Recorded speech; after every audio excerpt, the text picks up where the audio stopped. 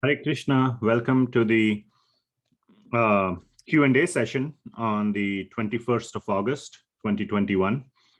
Yesterday, we discussed chapter 2, Science of the Soul.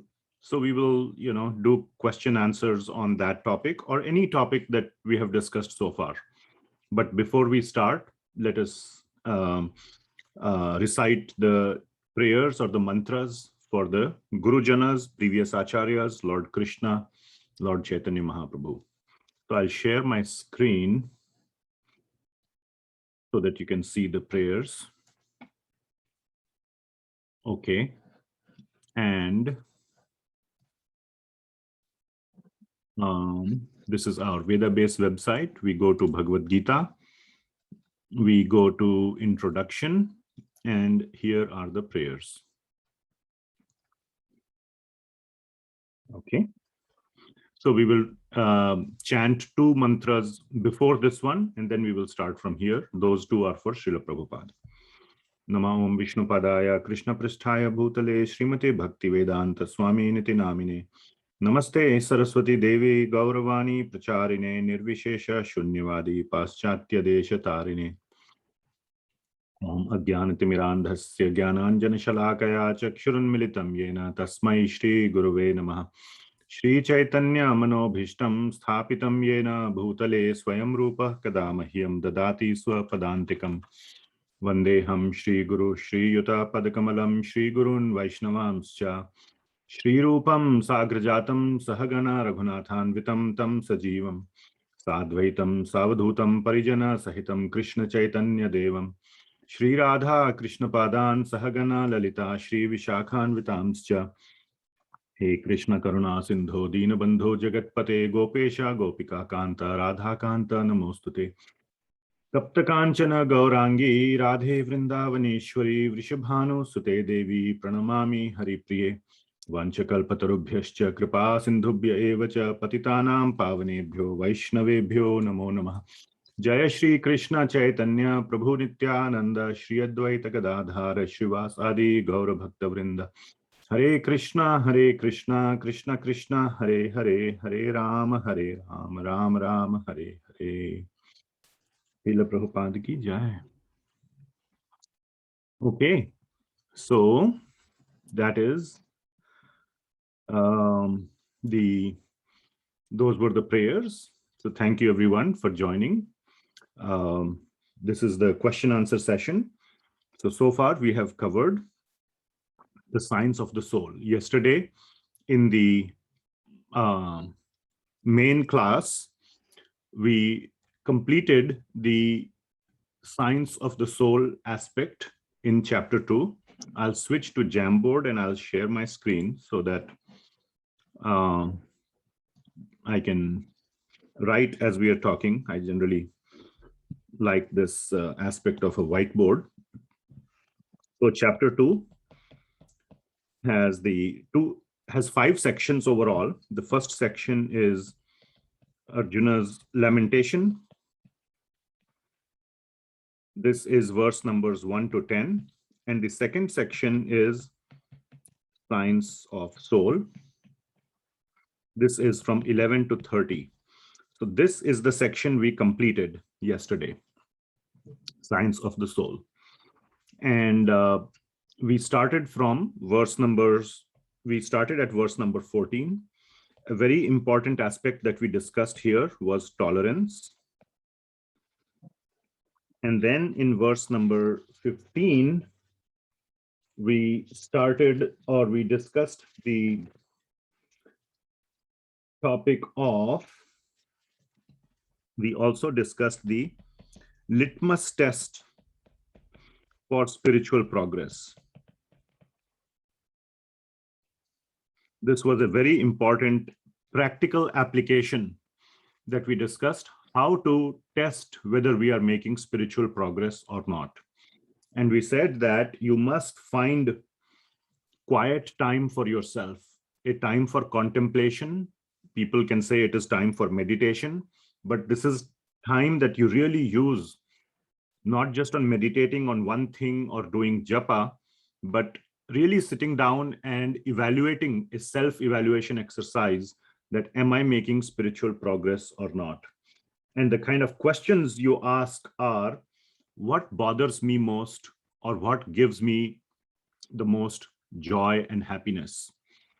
And the answers to those should progress from mode of passion towards mode of goodness, and then towards mode of transcendence. We discussed all these details in yesterday's class. The recording is available on YouTube. You can go look at it. But this is a very important exercise to test, are you making spiritual progress or not? And it helps us to evaluate ourselves. Then we also talked about another, I'm just quickly revising the topics that we discussed, is the temporariness of relationships. And we talked about how two twigs come together in a river and they go apart, they drift apart. And that is the nature or the temporariness of the relationships. We are like twigs, and we attribute so much importance to our relationships, but it is so temporary. So we must realize that we must have that long, very long-term view of our existence. It is not just this life, it is many, many, many lifetimes. We shared the story of Maharaj Chitraketu from Canto 6 of Srimad Bhagavatam, a very hard-hitting, very eye-opening example of this aspect of temporariness of relationships. Then we talked about the nature of the soul, its location, and its location being within our heart. And we spent some time on talking about the size of the soul.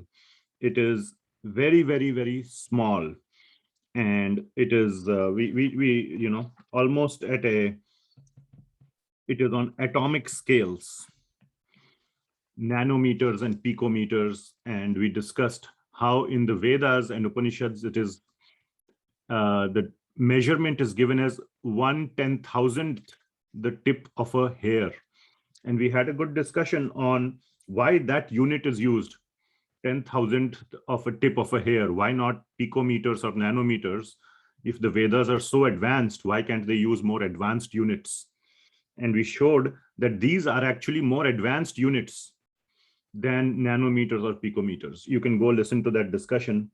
I found that discussion fairly enlightening. What I heard from Dr. Richard L. Thompson, or Sadaputa Prabhu. You will hear his name multiple times from me in this whole series.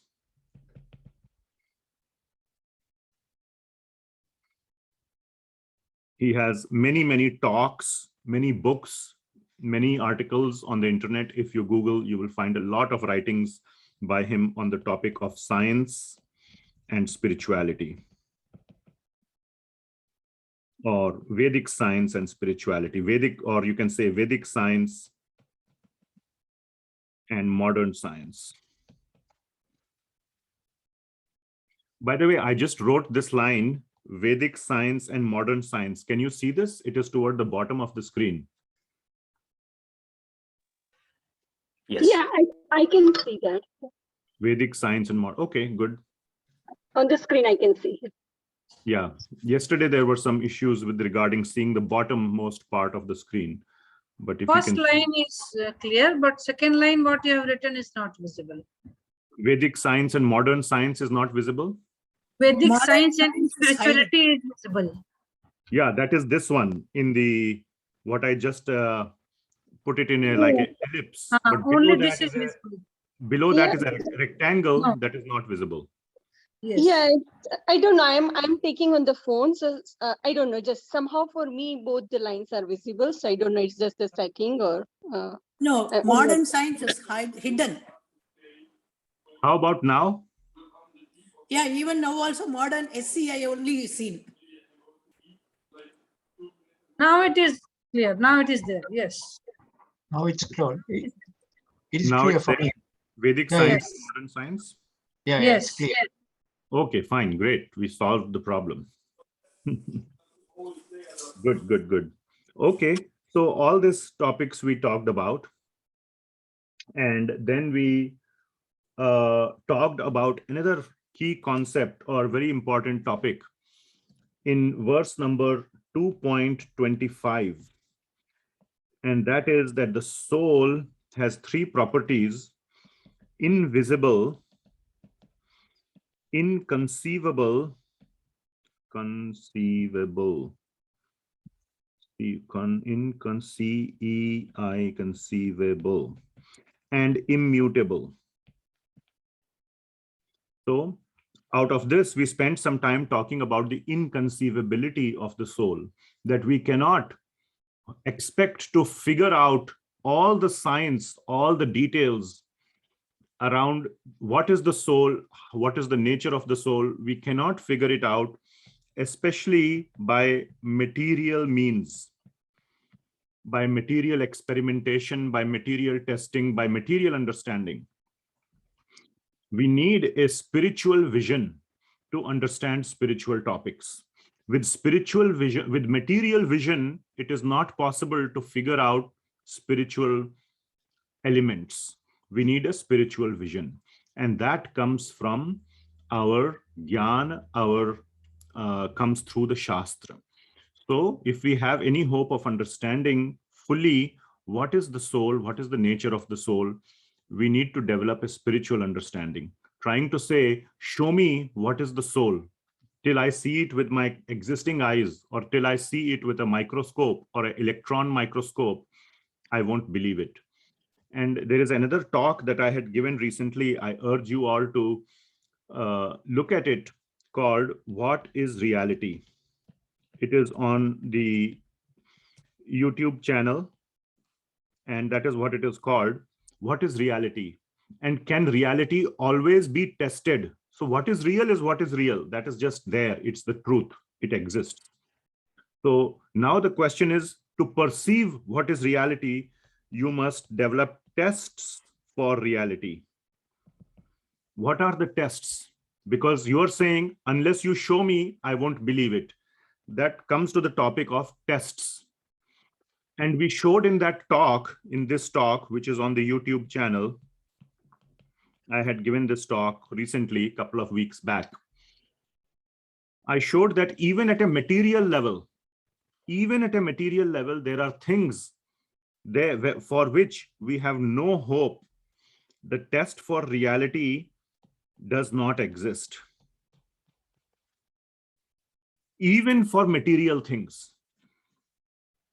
So we must try to not be so arrogant in our understanding of such deep topics as the topic of soul or Atman, that show me, and till you don't show me, I won't believe it. That is a level of arrogance.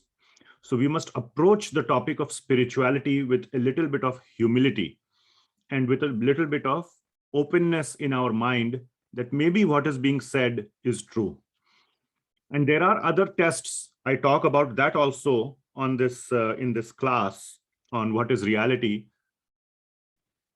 And you must try to develop the skill of performing those kind of tests, but not a very the tests that we are used to in our science lab or in our life, that I won't believe it till I see it. So these are the topics that we talked about. Another topic, last one that I will mention that we talked about, is carrying out God's work. God's work will continue no matter what. It is in our benefit, in our favor, in our interest to participate in that work, so that we can receive his blessings. Just like when Lord Ram wanted to build the bridge to Lanka, he could have built it with just his thought, with his will. He could have built it. But all the Vanar Sena, all the monkeys, even the little squirrels helped in building the bridge, because they wanted to get Lord Ram's blessings. not that if they did not help, then the bridge would not be built. That is not the case. The bridge would have been built anyway. It is in our interest to participate in that so that we can get the blessings of the Lord. So that is another topic we discussed. Lord Krishna had said, it is my desire that all these Kauravas should be killed. Now it is up to you. You want to participate in this and get my blessings? You are welcome. If you want to go away and go into the forest, that's fine. I will find a different way to kill them because I want to kill them. They are unjust. They need justice. So that was the context in which this was brought out, that carrying out God's work is something that we should always be eager to do. We should never feel that if we won't do it, it won't happen. God is more powerful than that. So these are the topics that we discussed. All right. Now, I would like to invite you to ask questions. There are several questions pending from last time. We can take those. One of the key things that I would request you to do in general is to post your questions early or sooner so that I can get a sense of what questions exist, or at least raise your hands so that I know if there are people who want to ask questions. And it will help me to pace the discussion, to adjust the speed of the discussion. So everybody has a ability to unmute. There is no restriction right now. Everybody can unmute and everybody can post a question or raise your hand in Zoom. So somebody is asking a question on the chat. I will just quickly paste that question here on the screen sharing so everybody can see as well.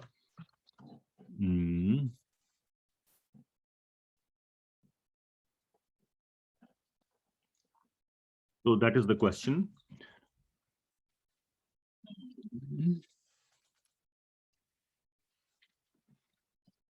When does a soul get associated with a particular body? At birth or even before that?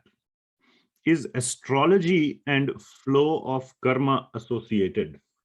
Okay, very nice questions. So on this one, when does a soul get associated with a particular body? It is at birth. Now, birth means what? Birth is a little vague term. And there is a lot of debate, at least in the United States.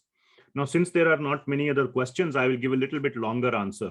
And this is why I say, if you post your questions or raise your hands, I can shorten my answer and keep time for other questions. If all the questions come in the last 5 minutes, then it is hard to, accommodate them. So the earlier question will get more time. It's like, early bird gets the worm or whatever. So birth is a very, very vague term. It could mean at the time of conception or at the time of actual birth, which means your birthday, when you get born, which we celebrate as birthday. And we all know there is 9 months time in between. So when does the soul get associated with the body in this whole range? So it gets associated at the time of conception. That is the Vedic understanding. Okay. As soon as the mother conceives the child, the soul, it is a living child. Now in the United States, there is a big debate about this. And there are many Christian, very orthodox, very faithful Christians who believe in that idea as well. And this whole thing is, coming down to this topic of abortion. And there is big debate about abortion as to till when is it okay to or allowed by law to abort. And the whole, elections, presidential elections are won or lost on this one topic. And, in the United States, there is this very famous case in the Supreme Court happened somewhere in the 1970s, early 1970s, called Roe versus Wade. Roe v. Wade, where the Supreme Court said that basically abortions are allowed. And the United States government basically works on the system of that the Supreme Court, if it has given a decision on one particular case, it applies to all cases of a similar nature. And this decision was so wide-ranging that they made it apply basically to any case. And now there is a big debate on till when is it okay to abort? In the first 3 months of pregnancy, first 6 months, or even till the time of birth, you may be allowed to abort a baby just before it takes birth, which is, in my opinion, very inhumane. Abortion in general is not allowed from Vedic standpoint. So, there is a lot of debate as to when does life enter the baby. And that is how some of the other people argue that no, life has not entered the embryo, so it's okay to abort. We are not taking a life. Nobody wants to take a life. That stage has not reached yet. I'm sure in 100 years, 500 years, people will argue it's okay to take a life. Well, there was slavery. There were all kinds of things that were happening even in the past. So all these things are there. But the short answer to the question is, according to Vedic understanding, the soul enters the body at the time of conception. It is very hard, or not very hard, almost impossible for science to prove it, because soul itself is undetectable. It cannot be detected. That is what we had discussed last in the class. It cannot be detected by material. It is inert. It does not interact with matter. One of the verses says it cannot be made wet. It cannot be dried. It cannot be burnt. So basically, it does not interact with matter. How will you detect something which does not interact with matter? We also gave the example of neutrinos, etc. Kindly mute yourself. The next question is astrology and flow of karma associated? Is astrology and flow of karma associated? So astrology and flow of karma are loosely associated, not fully associated. Law of karma, I will say flow, or I will say law of karma, is more direct and is more personal, because what we have, the law of karma in one line is, as you sow, so shall you reap. Jaisa boge, vaisa katoge. In Hindi, there is a saying, as you sow, so shall you reap. And that is highly personal. And somebody is unmuting constantly. Kindly mute, otherwise I'll have to remove the permission to unmute, which will not be good.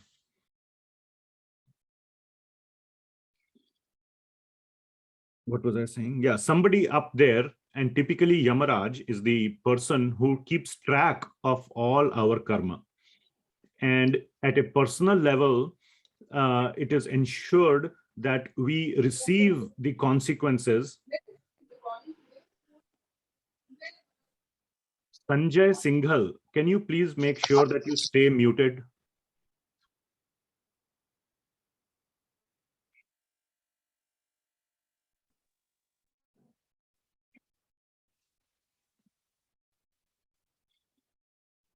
What was I saying? Karma and law of karma. At a personal level, yeah. So at a personal level, anyway, yeah, so law of karma applies at a very personal level. And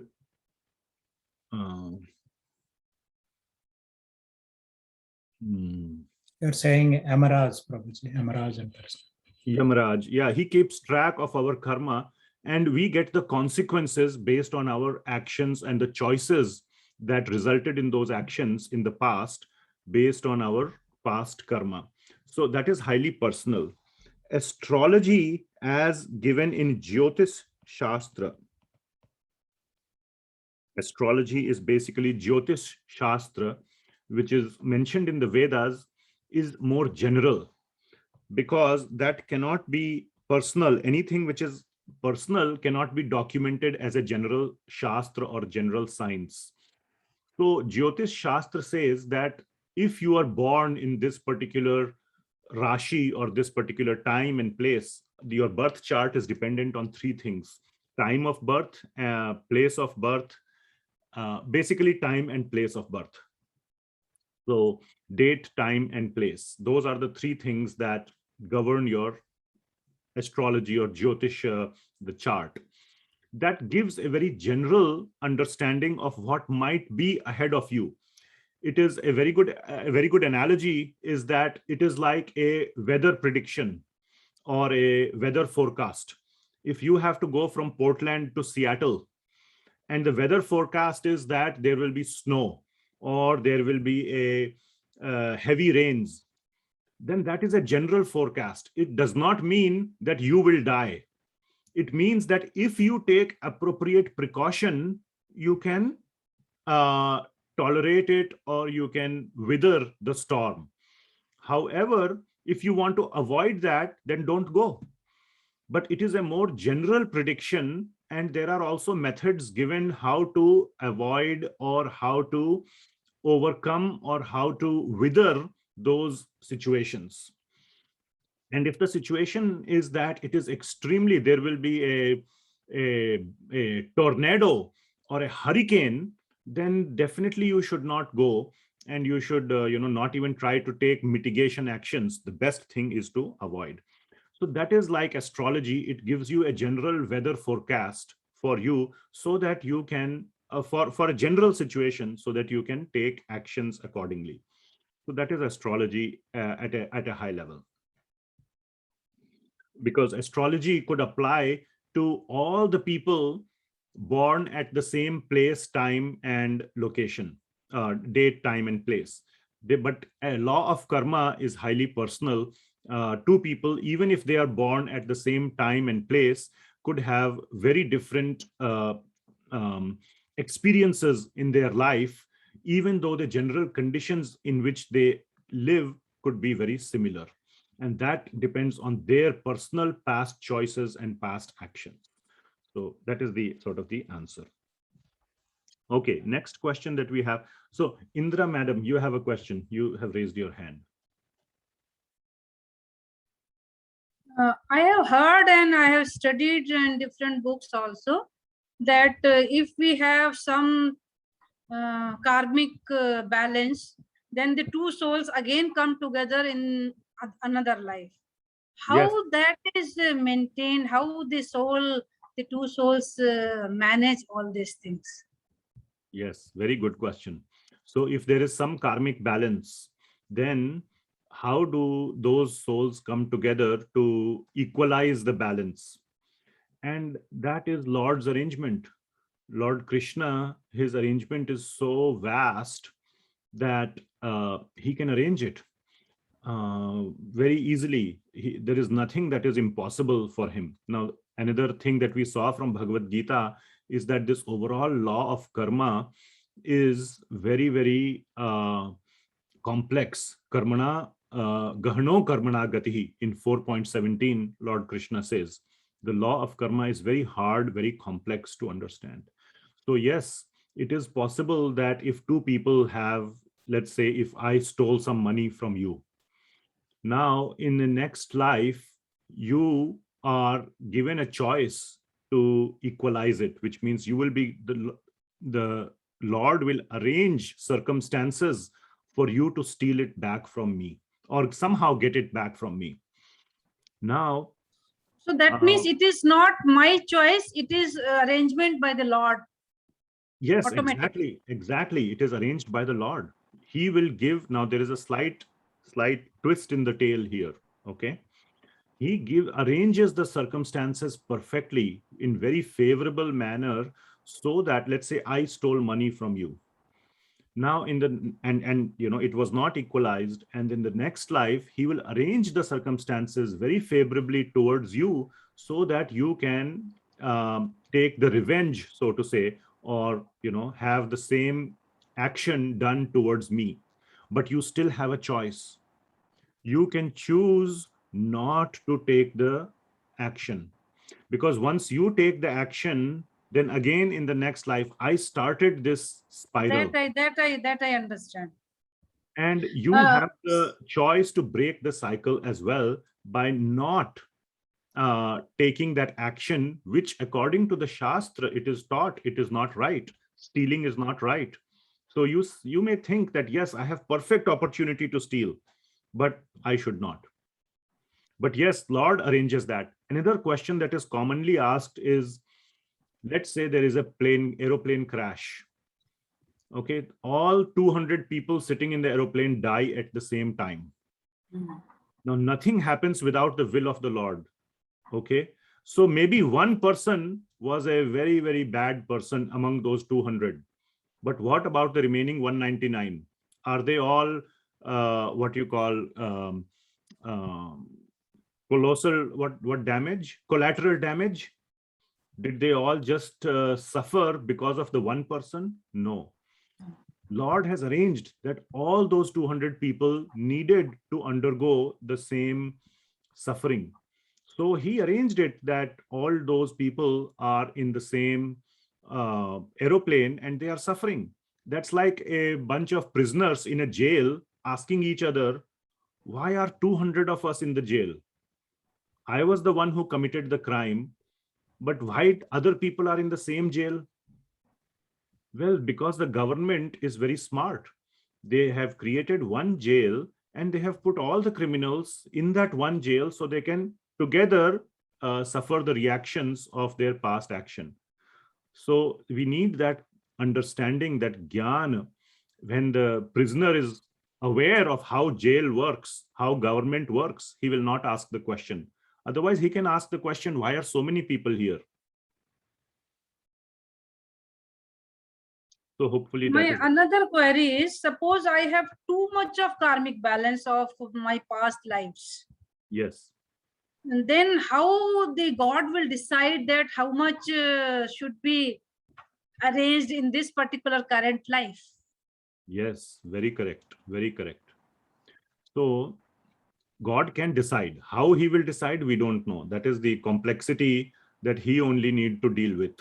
We cannot get the whole formula and the whole flow chart of how I he... mean to say, it is not, I am not involved in that decision. My soul will not be involved. No, not No. at all. Like the Okay. criminal is not involved in the judgment that the judge gives and the execution of that judgment done by the jailer. The criminal has no choice. The criminal cannot say, I want to go to this jail, I do not want to go to that jail.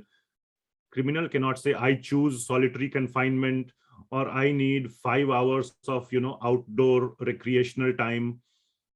He has no say. The say he had was when he was making the choices. After that, it is all consequences.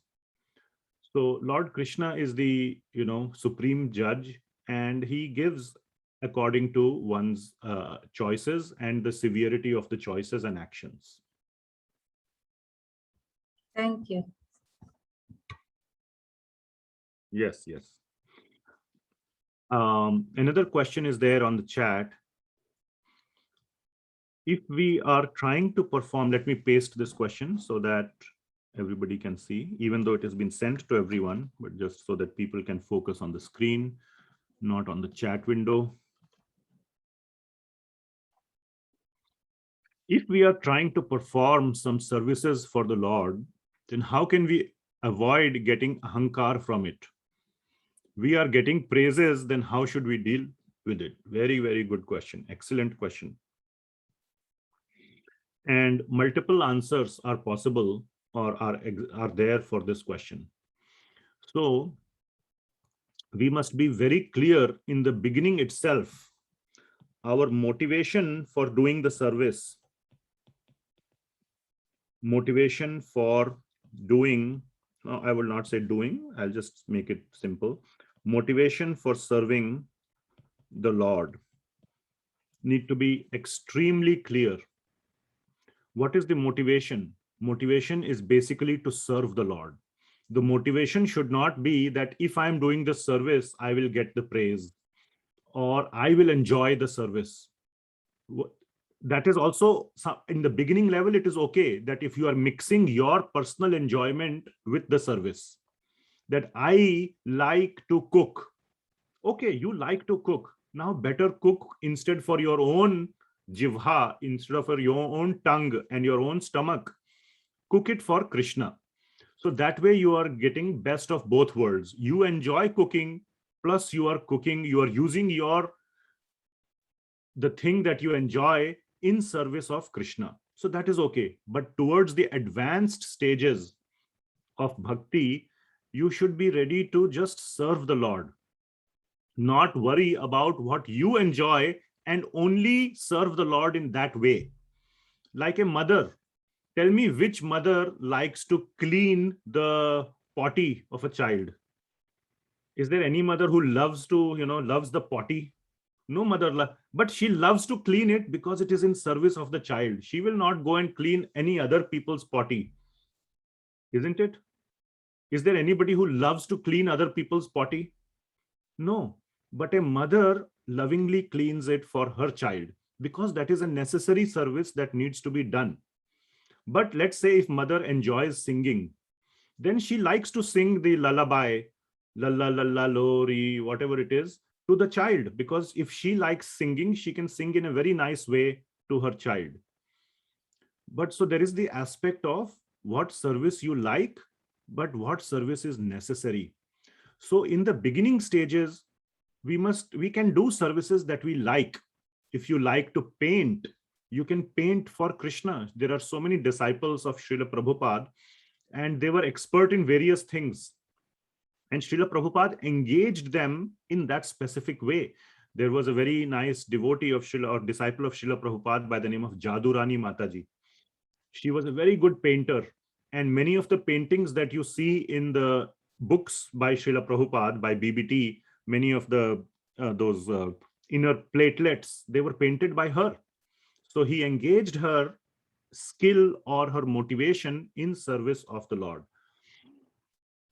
But when you are doing the service, you must be very clear why you are doing it, not for your personal enjoyment, but for serving the Lord.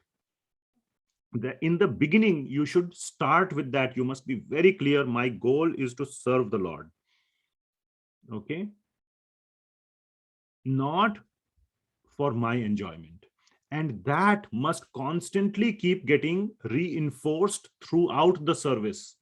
So even after, in the middle, in the advanced stages, everywhere, keep reinforcing the motivation.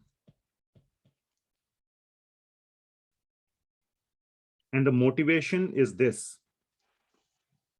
to serve the Lord, not our enjoyment.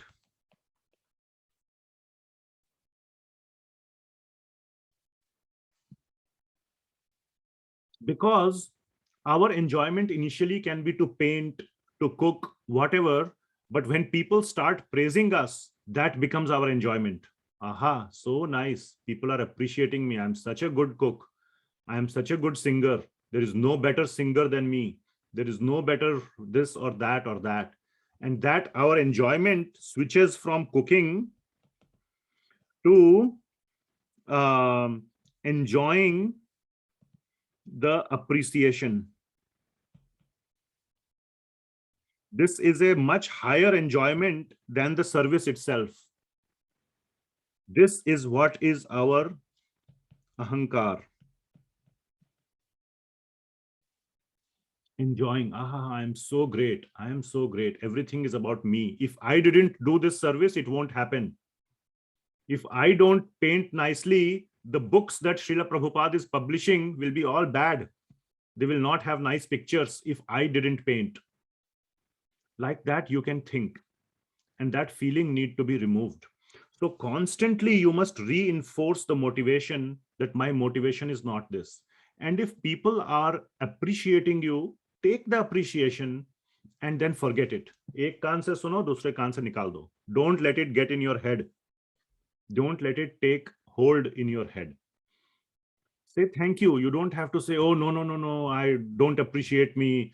Or, you can be humble and say that, thank you very much. And in your mind, you can attribute it to Krishna. Thank you, Krishna, for giving me this skill, which I'm using it in your service. But constantly keep reinforcing the motivation. And the best way to reinforce the motivation is to two things. One and two, associating. Well, actually, it is just one. Let me delete this. It is association. Or I will say, oops. Bhagavat association. Bhagavat association, number one, means associating with the person Bhagavat. Associating with devotees, with pure devotees of the Lord. That is the person Bhagavat. And the other one is the book Bhagavat. Constant association with devotees of the Lord and with the spoken word of the Lord, which is Bhagavat Puran. So constantly associating, Nityam Bhagavata Sevaya, we say. Nashta Prayeshu Abhadreshu, Nityam Bhagavata Sevaya, Bhagavati Uttamah Shlokir, Bhaktir Bhavati Naishtiki. So what is Nityam Bhagavata Sevaya? Means doing seva of Bhagavat.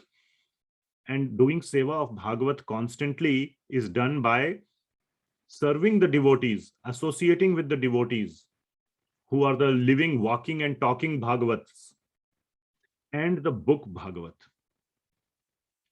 And by doing that, your head will remain fixed. You won't get too high in ahankar. You will keep getting reminded that why you are doing the service, and you will stay on the ground and continue to serve with a humble, service-oriented mood. Not with a mood that if I don't do it, it won't happen, or it won't happen nicely. I am the only one who can do it, or I am the one who can do it best. I hope that was helpful.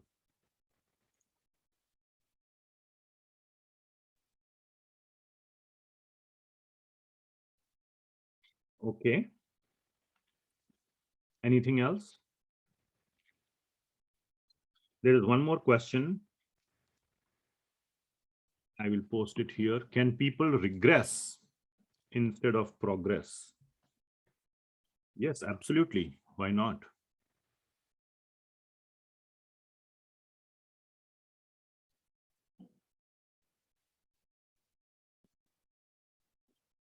Somebody said they are not able to see the screen or last part. Can you see this text? Yes. I hope everybody can see. Yes, Prabhuji. Okay, great. So I hope this person who sent the text saying they cannot see, they can see. I can adjust some more if you want. Last part of the screen. I don't know. Let me do this. On this one, let me write down the numbers. 1, 2, 3, 4, 5, 6, 7, 8, 9. Which number can you see? Up to which number can you see? Up to 9. No, this Up to person, 9. Tripti's Yes, iPad. Yes, up to 9 I can see. Okay, good. Now I can see. Okay, thank you. Great. This is like your vision test. Which line you can read from the top when you go for optical test. Okay, very nice. Can people regress instead of progress during spiritual journey? Absolutely. Absolutely, yes.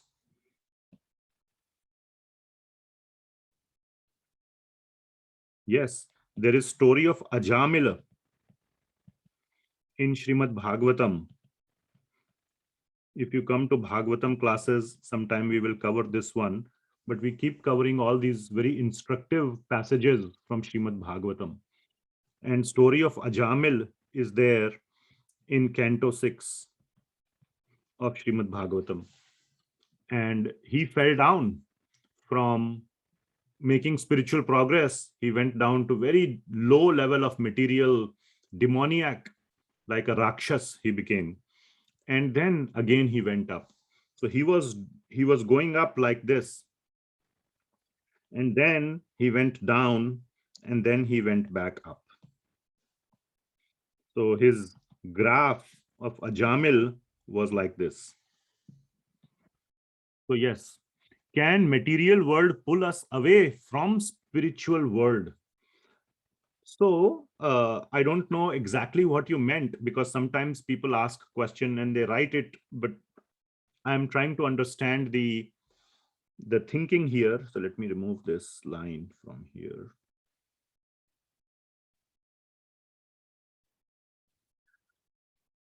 Did you mean world from spiritual world, or did you mean spiritual progress? Can material world pull us away from spiritual progress? If you say spiritual progress, then the answer is yes. Because as you can see, this person, Ajamil, let me change the color. This person was making spiritual progress, as you can see, like this. The material world pulled him down. Now, material world didn't pull him down, by the way. The material world offered him some choices, and he took those choices. Like in an exam, when teacher gives exam, you don't get in multiple choice exam, how many choices you get? At least. It is multiple choice, right? So minimum you get 2 choices, right? You may get 3, 4, 5. 10% choices from sometimes. Yeah, so many choices. How many are correct in that? Only one. Only one, and others are wrong. But teacher still gives that. A teacher would be so nice if he only gave one choice and that was the right answer. Everybody would get 100%. But that is the nature of them. And we can discuss this in more detail. Why like this? Why God gives us 2 choices? Why does not he give us only the right choice? We have talked about it, I think, in previous classes also. But anyway, when we choose the wrong choice, we go down. So material world offers us those choices. Yes, because those choices are everywhere. You look this side, that side, all the side, there are choices, all kinds of choices, good choices and bad choices, both are there. So yes, material world can pull us away from spiritual progress.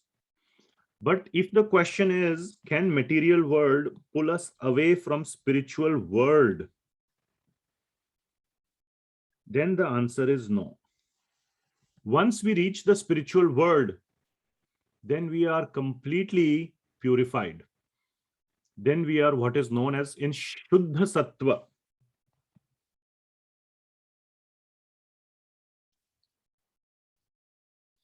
Or this is also called as in transcendence, or transcend SCNDNTAL, whatever spelling, I don't know. Transcendental consciousness. Transcendental consciousness, whatever. Okay. And then our consciousness is completely purified and we can never be brought back to the material world. Okay. So depending on what your question was, that can material world pull us away from the spiritual world? If we are in the spiritual world, can the material world pull us away? No. But from spiritual progress, while we are in the material world, yes. Okay. So those are the questions. Any other questions are there? So let me see. There were some questions previously that were asked. So I can take those questions as well.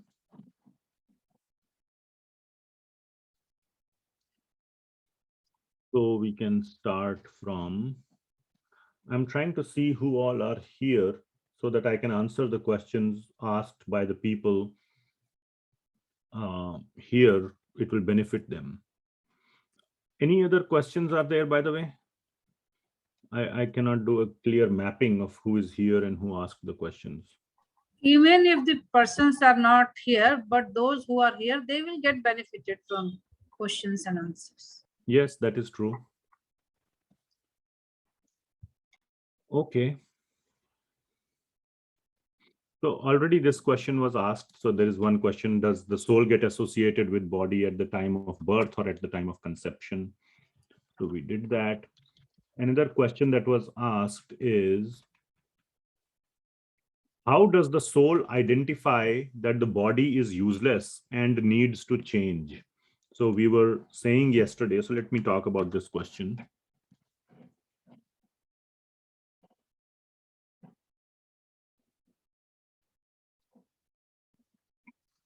How does the soul identify, or I can say decide, identify or decide, or I can say determine? All these words can be used. How does the soul identify that the body is useless and need to change? This is in relation to the question or the verse that was there yesterday, 2.22, that where Lord Krishna says that body is like clothes. When the clothes get useless or torn, then we change the clothes. In the same way, when the body is like the clothes and the soul is like us, when we change the clothes, when the body becomes useless, it gets changed. But the difference, so that is the analogy, what of the clothes is given is for the fact that we change the clothes. But the difference is, analogy need to be taken only to the extent of which the analogy is being made. It is not 100%. Everything in the analogy doesn't apply to the real situation. Okay. So we change the clothes, yes, but in the case of the body, we are not the ones who decide that when we should give up the body. Only very advanced devotees like Bhishma Pitamaha, they had the vardhan or the boon that they could choose when to quit the body. Now, of course, somebody will ask, what about suicide? I can choose when to end my body. We will talk about suicide sometime later, but generally we do not have the choice of when to die. That is God's choice. So that is not part of this analogy.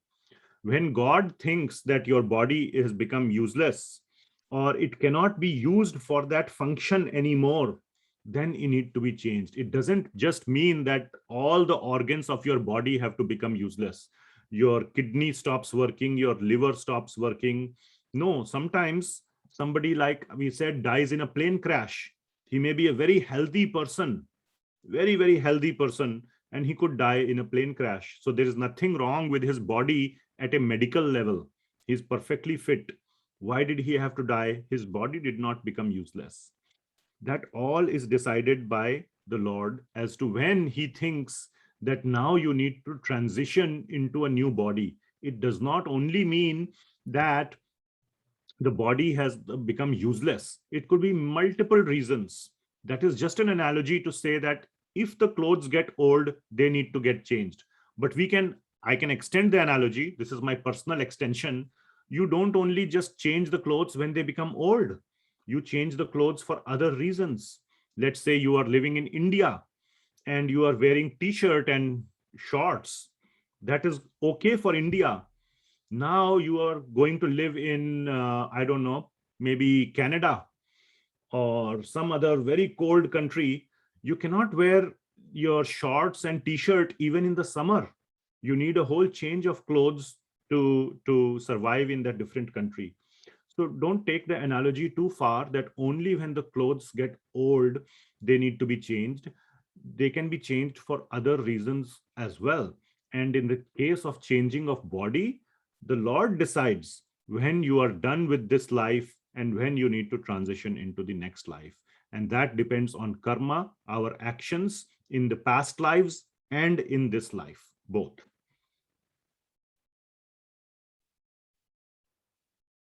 So that was that question. Okay, one more question has come up. If a person does something wrong, very nice question actually, this one. Let me put it here since it was sent directly to me. You all can see this question. If a person does something wrong without the intention of doing it or without the knowledge of karma, for example, a child kills an insect, and I'm assuming the child kills the insect unknowingly. Let's say you were not looking and you were just walking, and maybe there are small insects. Even if we are looking, we cannot see them. And sometimes we walk over them. Would it still be added to a person's bad karma? Right? That is the question. So this is a very nice question. And the answer is partly yes. Okay, partly yes. Now, first, I would like to again remind you of verse number 4.17d, which says Gahana Karmano Gatihi.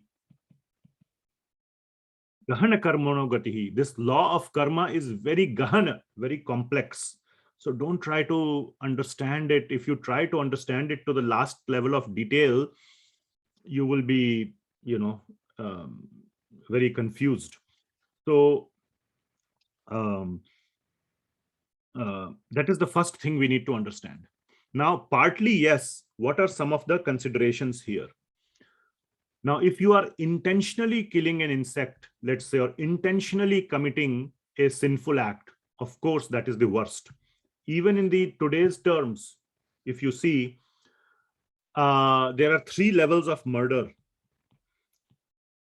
in the United States, at least. A large part of my adult life has been in the United States for last almost 20 years. So I'm more familiar with here. There is, of course, 1st degree murder, 2nd degree murder, 3rd degree murder. 1st degree means premeditated. You had completely planned it and you had a motive and all those things, and you went and committed the murder. 3rd degree means accidental.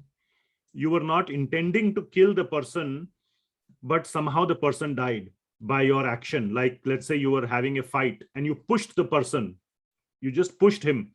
He went and, I don't know, you were having a fight on the road or whatever, on the footpath, what we call a sidewalk in the US. And he fell on the road and a truck was coming, and he got crushed under the truck. You didn't intend it, it accidentally happened, or something like that. The punishment for 3rd degree is much less than 1st degree. Right? Premeditated murder can have life imprisonment or even capital punishment. But 3rd degree, you can get 10 years, 5 years. So a couple of things I'm just explaining at a general level. Same thing with the law of karma.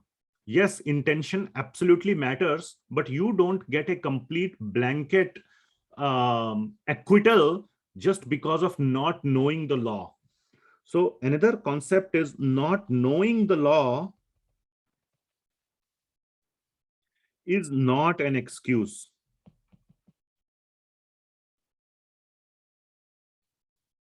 Okay, not knowing the law is not an excuse. Like in the US, if you are driving and you are supposed to stop at a red light. In India, maybe, you don't have to stop when the light is red. Sometimes you can keep driving. But here, if you come and say, oh, light was red, but I saw nobody was coming, so I went. I didn't know I must stop. I have to stop. The police will laugh at you. He will still give you a ticket. You will still get a fine. So not knowing the law is not an excuse. But if he understands that it was a genuine mistake, he may give you a warning and leave you. But he will note it in his diary or in the computer. He had been warned. Next time when you do this and some other police officer catches you and you try to give the same excuse, he will look in the notes and he will know that you are lying. You had been warned, and this time he will give you full punishment or full fine. So yes, law of karma is very complex, but trying to fully understand it is going to be futile. So we had covered this in one of the classes. The best solution is for us is to try our best, our very best, to not perform sinful actions. Try our very best. try our very best and very, very, very genuinely, and then hope that whatever happens is fine. It's like when you are living in the country, you are not an expert in the law. You don't know how this works, how that works. But you are all living a life nicely. None of you have gone to jail and none of you are criminals. It's because you are following this principle. You know, in general, what is lawful and what is illegal, what is legal, what is illegal. And you generally try to do your very best not to do anything illegal. In the same way, through the study of Shastra, which means Bhagavad Gita primarily, we can get a general idea of how to live a life free from sinful actions. And then we try our best to genuinely, sincerely live a life free of sinful actions. And then God is watching and he will understand that, yes, we are genuinely trying, and he will give us the concessions or the warnings whenever needed. So that should be our goal. Yes, you know, to summarize, the punishment is less, or we could get away with a warning if it is completely done unintentionally, but we should not use that as a formula.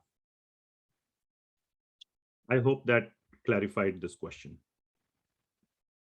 Okay, we are at the end of the time. Indra, madam, you had another question, or was the hand raised from previous one? No, I have one question. Okay. My question is, there are some insects and which are harmful for our general living. Say cockroaches comes in the kitchen and we use some spray to remove them, ants and etc. That also is included in the sinful actions? Yes, we also face that question a lot. And therefore, whenever we go to store, so first is, we know that if we have a dirty kitchen, if we leave food here and there, if we don't keep it clean, insects will come. We know that. And then we will have to face this question whether to live with them or kill them. So better to keep the kitchen very clean, keep everything very clean so that we don't have to make this choice. Okay, that is the first answer. It is hard, but yes, that is what it takes. We all have been given all these tools to kill cockroaches, to all these insecticides and all. Make it very easy so that we can remain dirty. Remain dirty. If the cockroach comes, if insects come, kill them. Problem solved. That is the material world. It is offering us all these choices, bad choices. Okay. But if you want to live a sattvic life, if you want to live a God-conscious life, stay clean, stay very, avoid landing into situations where you have to make such hard choices. That is point number one. Point number two, like we go to store, we look for repellents, not killer. There are, at least in the US, if you go to Home Depot or something store, you can find insect repellent. You can use those which repels them, which makes them go away instead of killing. Killing is never advised. And if they come, you try to clean them, but you don't try to kill them. Otherwise, it is going to be, some problem will be there in the future. You will be attracting karma. Okay, hopefully that answers the question. Yes. Okay, we are over time. So thank you so much for attending this question answer session. We will continue to take more questions in the future sessions. I hope this was useful. I hope to see you in the main class and in the Q&A. Thank you so much. Srila Prabhupada ki jai. Hare Krishna. Hare Krishna. Thank you very much. Thank you. Thank you.